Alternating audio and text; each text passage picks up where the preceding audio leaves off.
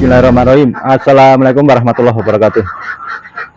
Terima kasih buat teman-teman yang baru menemukan channel ini. Silahkan klik aja Ternak Susah Channel, subscribe dan scroll ke bawah. Kita belajar ternak bareng-bareng. Di sini saya sering mengupas atau mengulas berbagai tips cara meningkatkan produksi telur, bagaimana perlakuan pakan, kandang, dan bebeknya sehingga produksi terus tetap terjaga. Simak terus sampai akhir, kita akan update. Dan hari ini tanggal 21 akan mengulas faktor kegagalan dalam beternak bebek. Yang jelas bagi saya kegagalan dalam beternak bebek hanya satu faktor, yaitu dari peternaknya sendiri, bos. Apa aja kita simak nanti ya. Yang jelas hari ini, dan insya Allah ke depan kita akan lebih rutin lagi ya, bos. Kalau kemarin cukup jarang-jarang kita update. Hari ini tanggal 21 jam setengah 8 pagi, masih pagi, udara masih segar, sirkulasi angin masih bagus. Tanggal 21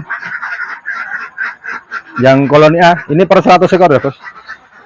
Ini 85, belum saya hitung ulang. Lalu pakan saya kasih 13 kilo. Kemarin di tanggal 18/82 sempat saya kasih pakan 13, masih ada sisa 2,2 kilo. Terus tanggal 19/85 pakan 13 kilo, tidak ada sisa. Kemarin 87 saya kasih pakan 13,5, tadi pagi ada sisa 1 kilo.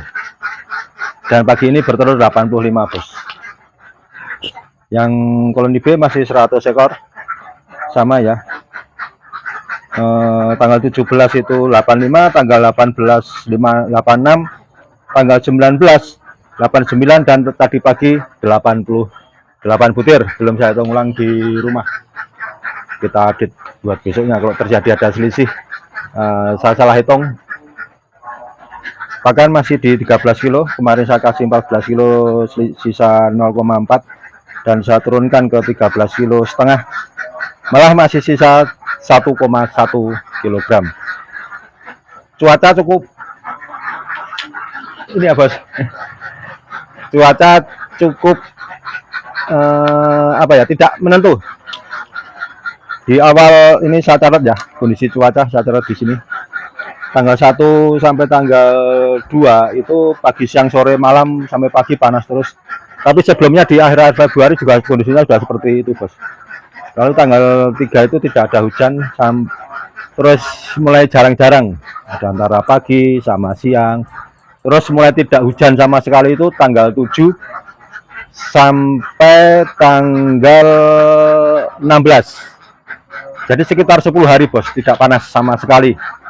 Kecenderungan mulai panas pol, ini saya catat. Dan nanti kita lihat progres telurnya ya, bos. Apa penyebab panas pol itu? Tanggal mulai saya lihat tanggal 10 11 itu panas banget. Panas banget. Bebek itu sampai kalau orang Jawa bilangnya megap-megap itu. Gini terus. Dan tidak ada angin sama sekali. Nah ini sangat perlu sirkulasi udara, bos, karena benar kata mentor saya kemarin. Saya sempat curhat dan nanya ke mentor saya, Mas Abbas Daru, semoga selalu sehat. Ketika main ke kandang saya ini, beliau mengatakan banyak sekali yang dikupas soal pakan, kandang bebek dan sebagainya, dan cuaca. Nah, saya ingat betul beliau mengatakan bahwa di musim penghujan nanti akan ketemu titik panas sangat banget, sangat panas banget. Sangat panas banget. Nah, ini bebek perlu oksigen atau sirkulasi udara yang cukup bagus, dan nanti banyak mandi, perlu air. Kemarin sempat saya semprot karena belum ada kipas angin ya, dan beliau mengatakan, mengasih masukan sama saya kalau nanti tidak ada angin sama sekali. Angin itu tenang banget, tidak ada pergerakan, diem, angin diem. Nah, ketemu kemarin, bos, pada tanggal kurang lebih 15-16 itu mulai saya rasakan panas banget, tidak ada sirkulasi udara, angin tidak ada yang bergerak sama sekali, sehingga menyebabkan di dalam kandang ini panas banget dan kayak di oven gitu, kayak di oven panas banget sampai saya tenggorokan saya cepat kering dan cepat berkeringat, dan konsumsi air minum kecenderungannya lebih boros. 320 liter air saya sorenya langsung habis. Dan ternyata benar yang dikatakan mentor saya Mas Safas Daru, bahwa itu perlu sirkulasi udara yang kita perlu amati benar-benar di saat kondisi seperti itu. Tidak hanya hujan. Kalau hujan kita sudah bisa mengkondisikan kandang bagaimana kita sering ganti, kita sering kasih sekam biar tidak cepat lembab, karena sekeliling kandang saya ini kan sawah ya, cepat lembab kita kasih.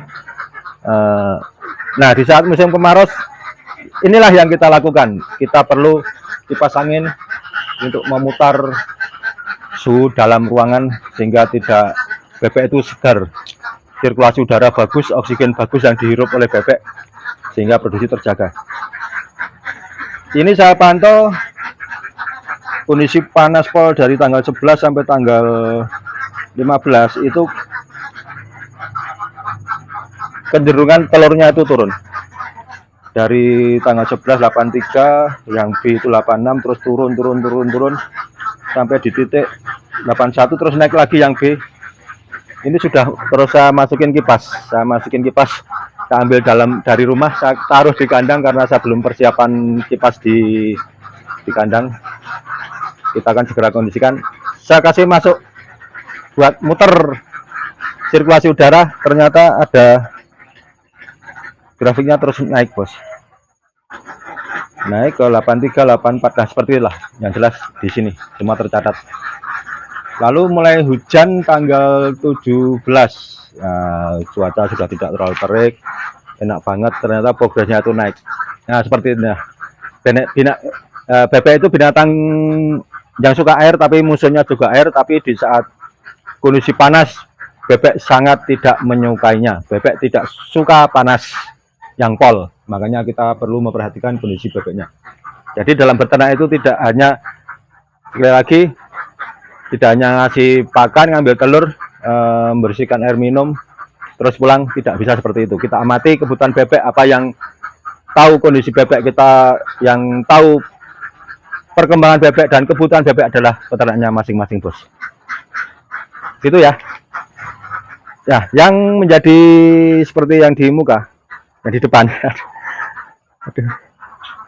Faktor kegagalan dalam beternak adalah peternak nani yang perlu saya garis bawahi. Kenapa? Memang benar, kegagalan pertama adalah dari pemilihan bebek yang kurang tepat. Kita sebagai peternak harus pintar-pintar melihat hal ini. Kalau gagal, ya berarti peternaknya yang gagal. Makanya kita butuh referensi. Kita butuh referensi dari teman, dari tetangga yang benar-benar paham. Kalau kita belum paham soal bebek, saya juga belum paham bos. Makanya masih banyak belajar. Tanyalah orang yang sudah mengetahui soal bebek. Minta referensi. Jangan sampai salah dalam pemilihan bebek. Ini langkah pertama. Yang salah peternaknya. Lalu yang kedua, kebanyakan peternak itu membuat kandang hanya seadanya. Yang penting tak masukin kandang, entah itu becek atau enggak terserah. Yang penting bebek masuk di situ, nanti produksi terserah. Nah ini sangat salah. Kalau mau hasil yang baik, ciptakan kondisi kandang yang nyaman. Sehingga kalau kondisi kandang nyaman, tentu hasilnya akan beda bos. Populasi tetap dijaga, sirkulasi udara yang bagus, pencahayaannya bagus, pasti hasilnya akan bagus. Kalau kita kasih yang bagus buat bebek, yang nyaman buat bebek, tentu hasilnya akan bagus. Kita kasih yang baik, tentu hasilnya yang dikasih ke kita sama bebek tentu akan bagus. Makin sedikit populasi bebek, makin sedikit per koloninya makin kecil, misalnya per 25 atau 50, tentu bisa kita lihat bareng-bareng, bisa kita buktikan, nanti pasti hasilnya akan beda. Kita ke depan akan insya Allah habis lebaran atau puasa, mungkin saya akan ke kanan kiri kandang akan membuat tambahan kandang. Insya Allah habis lebaran, doakan aja bisa ngisi 200 sampai 300 ekor. Bismillah, kita ciptakan kondisi kandang yang dengan skala yang paling tidak 50 ekor lah tiap kotak, pengamatannya lebih enak. Lalu yang ketiga, yang poin-poinnya aja bos, adalah dari sisi pakan. Banyak sekali peternak yang asal dalam memberi pakan. Kesalahannya di mana? Ya peternaknya. Karena kita sebagai peternak yang paling tidak harus terus belajar. Jangan merasa sok pintar, baru mulai belajar beternak aja sudah sok pintar, karena pakan banyak sekali yang beredar dari pabrikan, dari merek dan pabrik. Berbagai merek ada, pilih sendiri, pakan jadi atau yang home industry juga banyak, dan yang nyampur sendiri harus diperhatikan. Setiap penggunaan pakan minimal protein 17%, pakan harus selalu tersedia. Kalau yang nyampur sendiri 1,6 on per ekor per harinya, kalau yang rata-rata di pakan pabrikan itu 1,3 on per 1 ekor per harinya. Pakan harus selalu tersedia adalah kunci dan keberhasilan dan nanti menjaga produktivitas telurnya. Jangan asal-asalan. Bebek 100 atau 50, 100 ekor lah yang paling gampang. Rata-rata pakan jadi pabrikan itu 13 kilo. Tapi berhubung peternaknya ini, misalnya ya, ini hanya contoh aja, menginginkan hasil lebih, telurnya banyak, tapi ngasih pakannya kalau rata-rata 13 kilo cuman dikasih ya cuman misalnya 9 kilo dalam 1 hari. Asumsinya kita kasih segitu biar ibaratnya sisa yang di kita itu makin banyak. Salah besar itu bos. Makin banyak kita ikuti bebeknya, kemauannya bebek, nanti hasilnya akan baik. Jangan dibalik. Kita ikuti polanya bebek, jangan bebek yang mengikuti pola kita, jangan bebek yang mengikuti kemauan kita. Kalau kemauan kita ya kita kasih. Bebek 100 dikasih 5 kilo, pengennya telurnya bebek 100, pengennya telur 110. Kalah besar bos. Silakan nanti rontoknya cepat atau tidak, bebeknya kurus-kurus atau tidak, dan produksinya bagaimana. Disimak aja, bebek pasti akan rusak kalau seperti itu. Makanya ikuti polanya bebek. Sekali lagi, itulah penyebab kesalahan adalah dari peternaknya yang tidak bisa menciptakan kandang yang nyaman buat bebek, terus pemberian pakan yang ngawur, asal-asalan, harus terukur. Sehingga walaupun menggunakan pakan pabrikan, pakan home industry maupun yang nyampur sendiri, harus diperhatikan nanti kalau saya kasih pakan ini jatuh, itu efeknya bertelur bisa mencapai berapa persen. Misalnya mau 80 atau 90, itu dengan kandungan protein berapa. Terus masa bertelurnya itu sampai berapa bulan, itu harus dipantau bos. Jangan hanya diingat-ingat, pasti lupa namanya dalam 1 tahun atau mungkin 6 bulan itu akan lupa. Oh, di 1 bulan di kandang itu proteinnya sekian, pakannya sekian, pasti akan lupa. Makanya perlu dicatat seperti ini.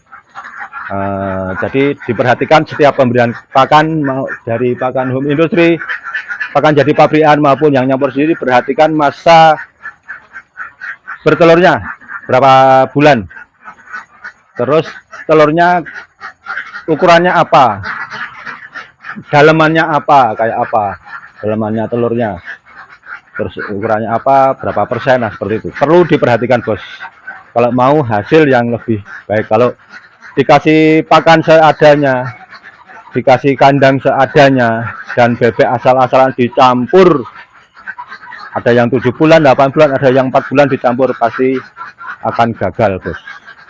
Bisa diperhatikan, bisa dilihat nanti gagal atau enggak. Kalau hal tersebut adalah sebuah kegagalan yang diciptakan oleh peternaknya sendiri. Gitu bos, tetap semangat. Saya hanya sepintas saja mengulas kegagalan peternak bebek. Kita ke depan, besok kita akan buat soal perhitungan BIP, karena pakan sudah banyak beredar di luar itu, pakan jadi naik 300 per kilogram, dan konsentrat sudah ada yang naik rata-rata di 200 rupiah per kilogram. Kita hitung BIP dengan kondisi telur rata-rata 2000 atau dinaikkan 2100 atau 2200, monggo. Tapi kita hitung dulu. Tidak usah panik dengan info kenaikan. Saya tetap santai,